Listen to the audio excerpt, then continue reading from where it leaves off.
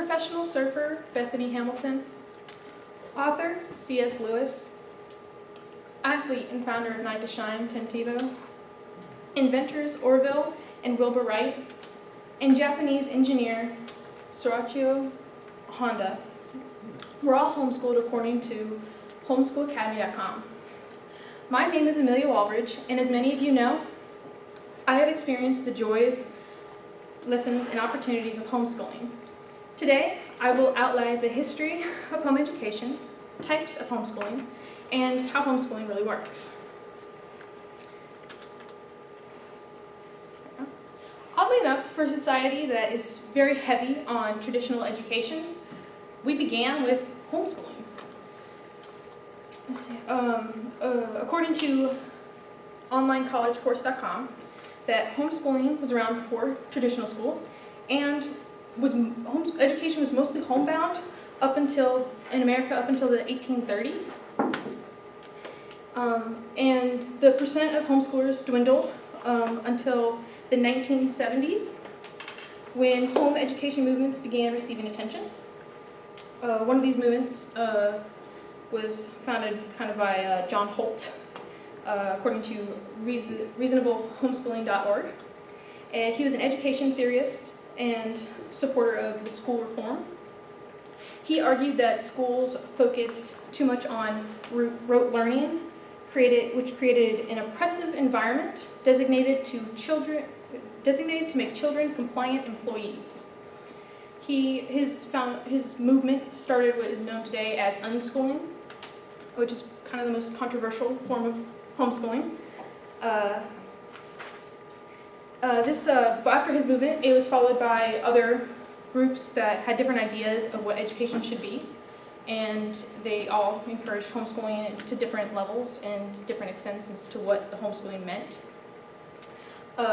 In 1938, two lawyers, Mike Smith and Mike Ferris, they were both homeschooling parents and lawyers, and they founded the Homeschool League of Defense Association and to represent the rights of families who choose to homeschool and to make sure that they were meeting the education that they needed towards their children, but also not being required to do things that public schoolers wouldn't have to do, or needless and unnecessary regulations being made against them.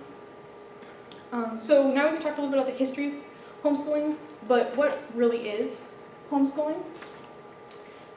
Defined by the Florida law according to the FPEA.com, homeschooling is defined as sequentially progressive instruction of a student directed by his or her parents or guardian in order to satisfy the requirements of Statute 1003.21 and 1002.41. They were a little confusing as to what the statutes were, but each state basically gets to make their own decisions as to homeschooling, what it is. But there's many different types of homeschooling that parents choose to follow. We have our typical online, which us homeschoolers who are homeschooled in other aspects don't really consider the online homeschoolers homeschooled, especially when it's a state-run program like Florida Virtual School, where you can choose to take the standardized tests or be evaluated as a homeschooler. So I don't really know how much homeschooling that is. There's also the classical approach, which is based off the trivium, and those are the three stages of a child's learning. And first it starts out with concrete, which is kind of like your elementary years, and then it goes to analytical, which is like middle school, and then abstract as high school. And this classical approach kind of connects all topics, so it's trying to connect history to literature and literature to art, and just connects all the different topics together. Then we have the eclectic homeschooling, which is kind of called also relaxed homeschooling in the homeschooling world. It's a mix of different learning styles and principles taught with a variety of sources.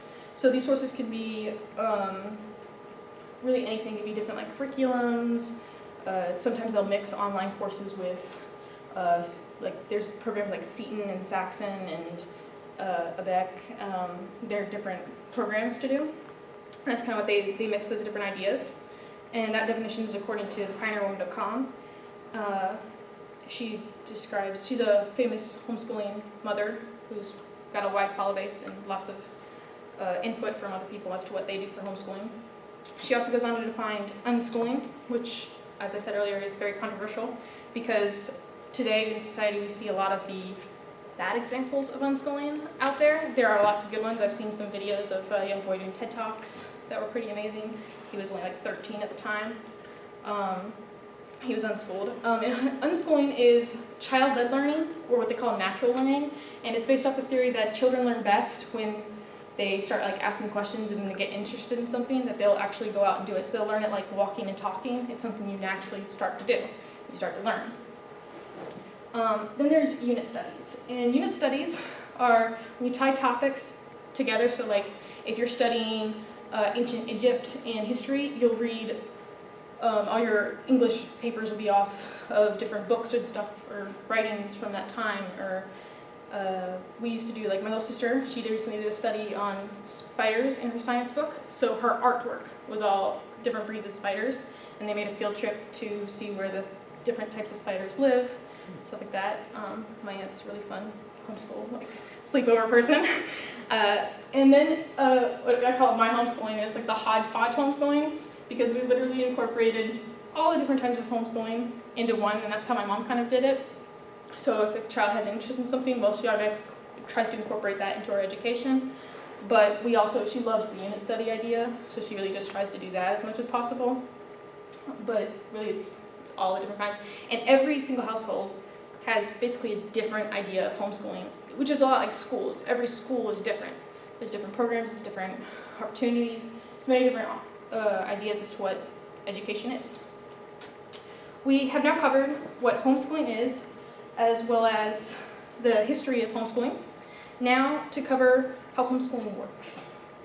So each state gets to make its own laws as to what homeschoolers have to meet each year. Florida requires a letter of intent when you homeschool. So if you decide to homeschool your child, you would first have to go to the school board, and you'd have to submit a paper saying that you wanted to homeschool your child. And then you would have to maintain a portfolio. And the portfolio has to be available for anyone questioning your homeschooling for 2 years.